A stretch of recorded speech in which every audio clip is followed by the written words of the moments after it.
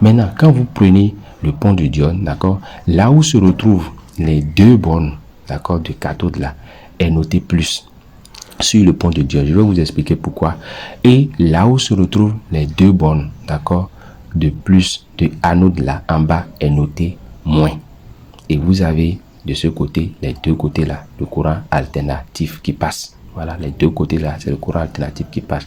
Donc, c'est comme un courant symétrique, voilà, qui produit les mêmes voltages, les mêmes volumes, les mêmes volts. Voilà comment ça se passe. Donc, voilà un peu le pont de diode.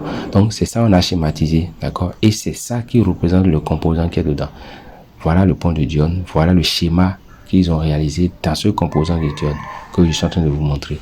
Nous avons les deux bornes là qui sont placées en haut comme ça, d'accord, qui donnent la borne positive. Et nous avons les deux bornes qui sont placées en bas qui donnent la borne négative, et les deux côtés là, d'accord.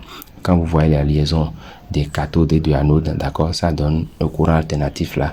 Et de l'autre côté, nous avons ici également le courant alternatif. Mais quand vous prenez une diode, d'accord, et que nous allons faire le schéma, nous allons prendre la diode et orienter la partie cathode là en haut, vers le haut. Nous allons prendre une deuxième diode, orienter également la partie cathode vers le haut, comme le schéma indique. Exactement, on va respecter le schéma. Nous prenons maintenant une troisième diode, d'accord, et on oriente également la cathode vers le haut. Et on va déposer exactement comme sur le schéma. Et c'est comme ça, nous-mêmes, nous allons essayer de réaliser notre propre pont de diode. Voilà. Et quand nous déposons notre quatrième diode, toujours avec la cathode orientée vers le haut, nous allons déposer. Et ensuite, maintenant, nous allons joindre les quatre bouts, d'accord, de notre pont de diode pour pouvoir réaliser le schéma. Voilà un pont de diode, voilà le schéma d'un pont de diode. Et quand nous allons vouloir expliquer les ponts de diode, nous avons essayé de donner le maximum de nous-mêmes pour que vous puissiez mieux comprendre. Maintenant, quand nous allons prendre les deux premières diodes, d'accord, du haut, d'accord, nous allons essayer de les attacher et en faire un point, comme exactement sur le schéma. Voilà. Comme exactement sur le schéma, c'est disposé comme ça. Nous avons les deux cathodes qui se sont reliées. Nous allons déposer ces deux cathodes-là et les attacher. Et quand nous allons attacher ces deux cathodes, ça va nous permettre, d'accord, d'avoir le point plus qui sera là. Voilà, exactement comme sur le schéma. Voilà, donc c'est comme ça. Donc quand vous suivez vraiment ce que je suis en train de faire, nous sommes en train de réaliser un pont de diode. Et ce pont de diode va nous permettre, d'accord, d'avoir exactement ce qui est sur le schéma. Et nous allons prendre maintenant les deux autres ponts de diode qui sont en bas, où nous avons les deux anodes qui sont associés. Les deux anodes qui sont orientés vers le bas et qui sont associés.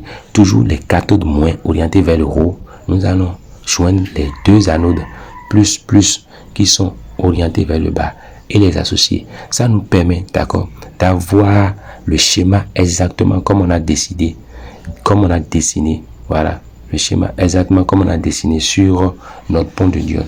Voilà comment ça se passe. Donc, quand on parle d'un schéma d'un pont de diode, nous avons réalisé le schéma et nous sommes en train de construire également notre propre pont de diode.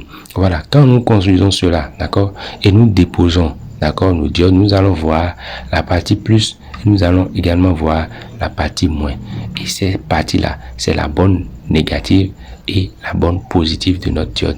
Maintenant, les deux autres parties qui restent et qu'on ne va pas encore attacher ou bien qu'on va attacher tout à l'heure, ce sont les parties du courant alternatif. Donc, nous allons attacher ces parties-là pour que vous puissiez mieux comprendre.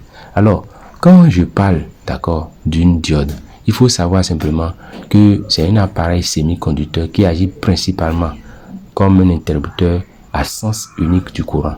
C'est-à-dire, elle permet au courant de circuler facilement dans une direction, mais restreint fortement le courant de circuler dans la direction opposée. C'est ça une diode.